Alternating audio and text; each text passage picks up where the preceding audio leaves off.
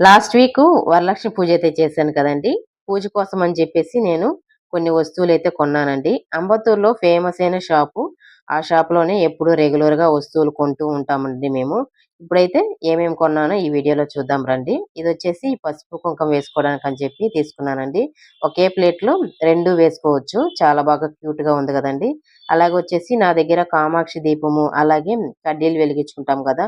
అవి 2 కొంచెం డ్యామేజ్ అయిపోయున్నాయి. సరే అవి వేసేసి దీపం ఇంకోటి తీసుకుందామని చెప్పేసి తీసుకున్నానండి.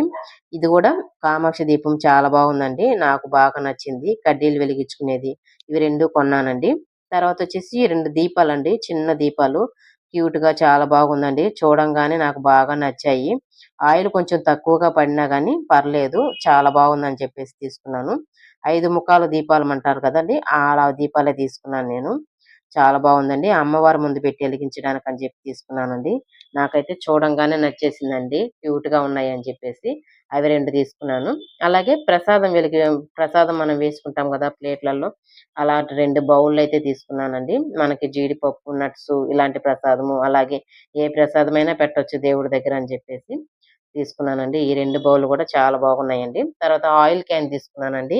స్టీల్‌దయితే తీసుకున్నాను. మనకి కడిగేదానికి ఈజీగా ఉంటుందని చెప్పేసి. ఇదొచ్చేసి మనకి 1.5 లీటర్ అయితే పడుతుందండి. ఎక్కువగానే పడుతుంది. అందుకోసం అని చెప్పి తీసుకున్నాను. ఇంతకుముందు టప్పర్‌వేర్ ఉన్నింది. కానీ అది కొంచెం పాడైపోయిందండి.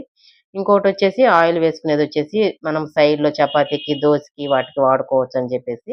ఇది ఒక 1/2 లీటర్ అయితే పడుతుందండి. 1 లీటర్‌ది చూసాను. కానీ దొరకలేదు. ఇది చిన్నదిగా ఉంది. సరే పర్లేదని చెప్పేసి ఇదొకటైతే తీసుకున్నానండి. ఈ వస్తువులన్నీ మీకు నచ్చే ఉంటాయనుకుంటున్నానండి. మా వీడియో గాని నచ్చిందంటే ఒక లైక్ ఇచ్చుకోండి. అలాగే మా ఛానెల్‌ని సబ్స్క్రైబ్ జేసుకోండి. నెక్స్ట్ వీడియోలో కలుద్దాం. బాయ్.